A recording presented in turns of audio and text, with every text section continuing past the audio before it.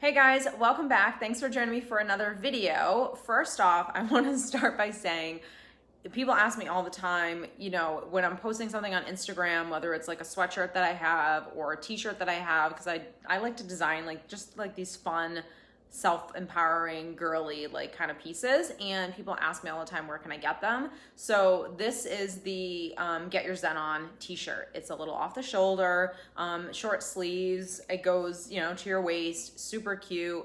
So if you do want one, if you look underneath this video, there should be like a little listing of all of the pieces that I have in the collection. And so if you would like one, you can get it there.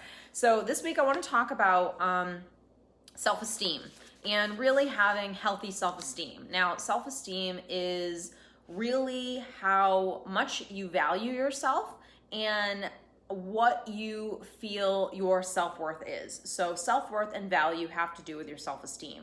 Now, if we don't have healthy self-esteem, it's because we obviously don't feel worthy. We obviously don't feel like we add value to a situation, a relationship, etc., right? This is the I'm not good enough, I'm not enough story that keeps playing within ourselves.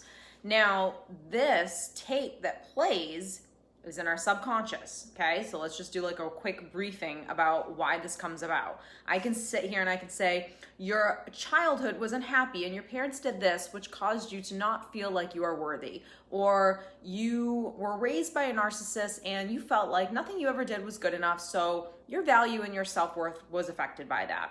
You were treated terribly by your ex-wife or partner or ex-husband, and because you endured that treatment time and time again, your self-esteem began to diminish.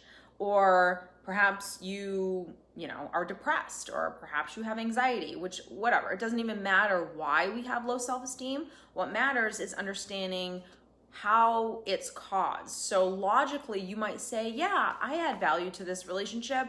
I'm a worthy person. I deserve a great relationship. That's all conscious thinking that you're doing. What controls your actual life and controls you to make decisions is the subconscious programming. So the tape that's running in that subconscious is what is running your life. So that's why you consciously know you shouldn't be in this relationship, but you stay in the relationship. One of the ways to really reprogram that tape is to be aware as to when we're making decisions that are going off of that programming, and that programming is almost like a manifestation of something that you've repeated time and time again, or something you've experienced time and time again. So all of those things, the unhappy childhood, the way mom and dad treated you, the way your spouse or partner, behaved towards you, and the treatment that they gave you time and time again, you not feeling good enough, you comparing yourself, all of those things are repetition. So what creates unhappiness, what creates the tape,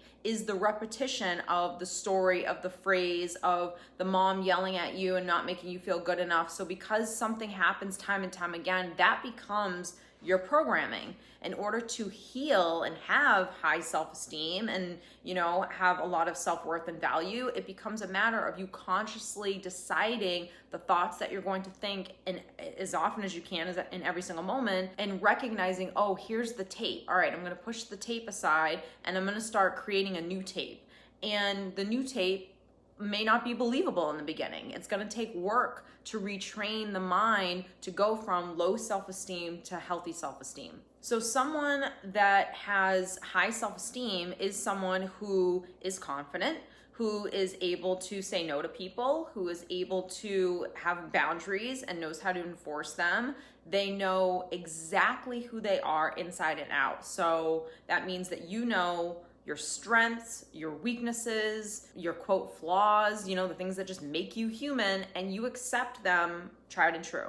So you accept the weaknesses just like you accept the strengths, and you love yourself regardless. So that means that when you do something that isn't perfect, being perfect, that you don't get down on yourself, that you know how to talk yourself through a situation of like, okay, I probably should have done better in that scenario and I didn't, so next time I'm going to. So you don't beat yourself up every single time you don't do what you think you should be doing, or someone tells you that you're a bad person or you're wrong or whatever. You accept if you think you are, and it's something that you want to work on within yourself, but then you don't beat yourself up about it and you continue to work on it and get better and strive. The other huge aspect of someone with high self-esteem is you are able to express yourself. So that means that, like with the boundaries, you're able to communicate like, hey, this is what I need. You don't have fear that someone's gonna think you're a bad person. You don't have fear that, well, what if I say this and they don't rise to the occasion or that they leave me? You know how to self-parent yourself. You know how to have that inner dialogue that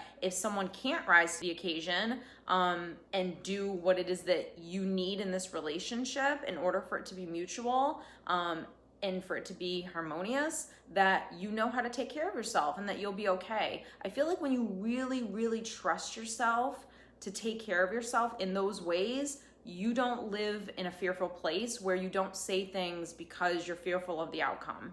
And so you try to avoid those uncomfortable outcomes. You don't avoid them anymore because not that you welcome them, but you understand that they're a part of life and that you're never really gonna get what you want if you can't be willing to kind of like go through the fire. And that's the case in work, that's the case in your professional life, that's the case in your personal life. I always find it interesting that people will often say to me, you know, like, I'm doing so well in my personal life, but my professional life is a mess. Or my professional life is really good, I make a ton of money, I love my job, I have my own business, and my personal life is down in the dumps. You know, like there's no one in sight, like I'm codependent. So there's always an area of your life that you're trying to work on. If it's not your career, then maybe it's your relationship with your family or your kids. If it's not that, maybe it's your physical body, maybe you want to get in shape. So there is always an area of your life that you're focused on. And so whatever this teaching, learning this stuff in terms of self-parenting, it affects every aspect of your life, because what you're going to do for yourself in terms of, you know, being passive aggressive and giving you some emotional abuse, that self-parenting is also the thing that you're going to need to give yourself when you're laying on the couch and you don't feel motivated to go to the gym. And that story starts playing of like, don't even bother, it's fine. Like, we'll just sit here and like, we won't do anything. So that inner conversation, you being able to talk to yourself in that way and be loving to yourself, it affects, like I said, every aspect of your life. But getting back into, you know, the low self-esteem, I think that in order to have good self-esteem, you have to be able to be mindful of the story that you're telling yourself that's causing you to not feel worthy and not feel the most confident in yourself. So if I want high self-esteem, I need to know that what I want, I am worthy of it. And I need to believe that as much as just like say it. So in order to believe something though, you have to say it time and time again. So if someone came to you and you had never heard this before and they said, you're stupid, and that was the first time you had ever heard that, you're probably not gonna believe it. You're gonna be like, okay, whatever. But if someone all day, every day, constantly, from the time you get up in the morning to the time you go to bed tells you that you're stupid, at some point, you are going to start believing that thought because it is a repetitive thought that is being played, that you are listening to. So that's why I always say, feed your mind.